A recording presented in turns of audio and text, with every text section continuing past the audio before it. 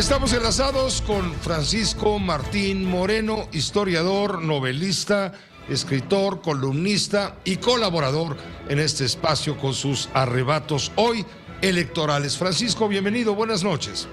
Gracias, mi querido Pepe. Bueno, mira, lo primero que quisiera subrayar, Pepe, en este momento es el trabajo que nos ha costado, Pepe, en la historia de México, haber llegado a construir un INE.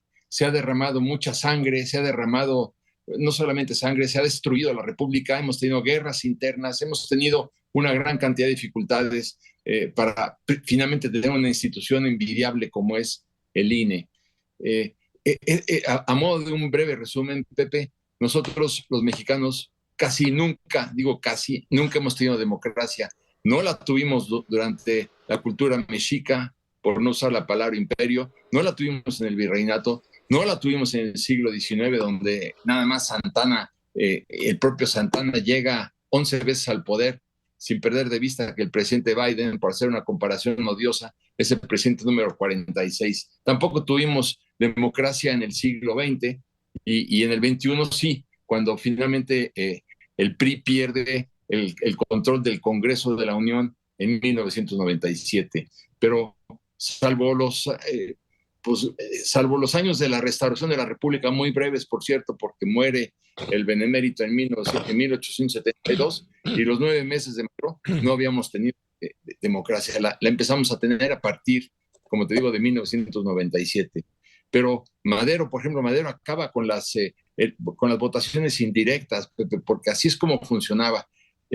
No era un voto directo, sino se elegía primero a quienes iban a decidir la votación y luego a los candidatos. Pero aquí hay un punto muy importante que valdría la pena subrayar. En el siglo XIX, Pepe, solamente podrían votar aquellas personas que pagaban impuestos. Tú pagaste impuestos y entonces sí tienes derecho a opinar electoralmente. ¿No pagaste impuestos? Pues no. Ahora, hay que tomar en cuenta que aquí en este momento en la sociedad mexicana hay 60% de economía informal. Imagínate lo que sería una decisión de esta naturaleza donde nada más pudieran votar quienes pagan impuestos. Entiendo que es retardatario y conservador, pero bueno, estoy hablando de la historia y no del presente en este momento.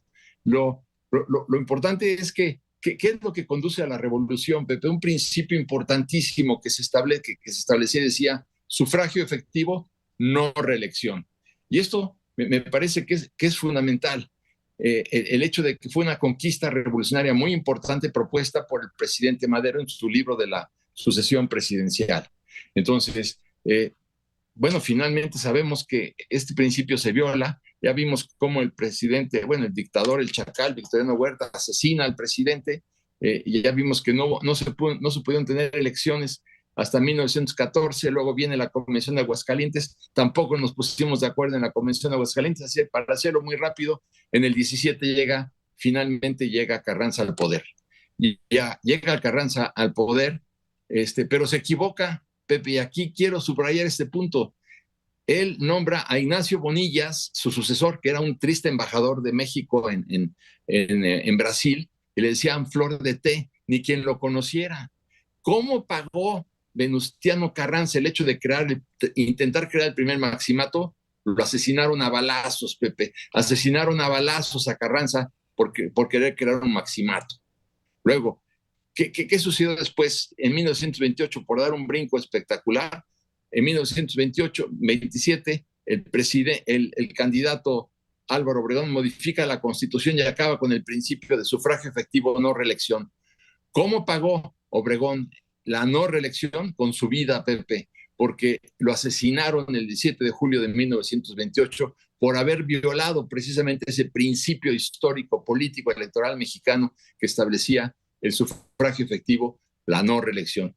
Hay que tomar en cuenta, por hacer un resumen, a Carranza lo matan por querer crear un primer maximato, y a Obregón lo matan por violar el principio del sufragio efectivo, no reelección. Aquí quisiera hacer un breve paréntesis. En los oficios que antes emitía el gobierno mexicano, la antefirma decía sufragio efectivo, no reelección, en todos los oficios de todo el país.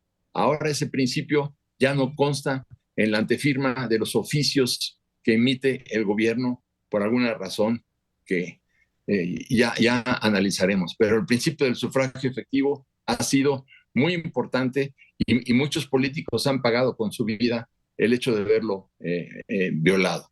Es importante ver cómo también luego, cuando el propio Obregón quiere imponer a Calles, se apoya otra vez con el ejército, tal y como se apoyó en la candidatura de Carranza, y Obregón trata de imponer con la fuerza, y mueren el 70% de los que lo acompañaron para conquistar la Constitución, Pepe, mueren asesinados por Obregón.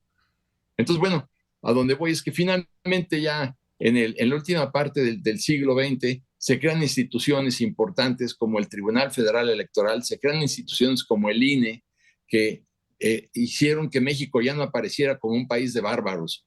No perdamos de vista que el dictador Porfirio Díaz siempre decía: quien cuenta los votos gana las elecciones. Nosotros en México no queremos que una persona vuelva a contar los votos porque ya sabemos quién va a ganar las elecciones. No podemos destruir al árbitro. Nos han costado sangre, sudor y lágrimas construir un Instituto Nacional Electoral que tenemos que defender, Pepe, porque la historia nos demuestra que cuando lo hemos ignorado, lo hemos pagado muy caro. Gracias, Francisco. Gracias por este arrebato electoral. Que estés muy bien. Hasta la próxima. Igualmente, Pepe, querido. Gracias. Gracias. Buenas noches. Vámonos.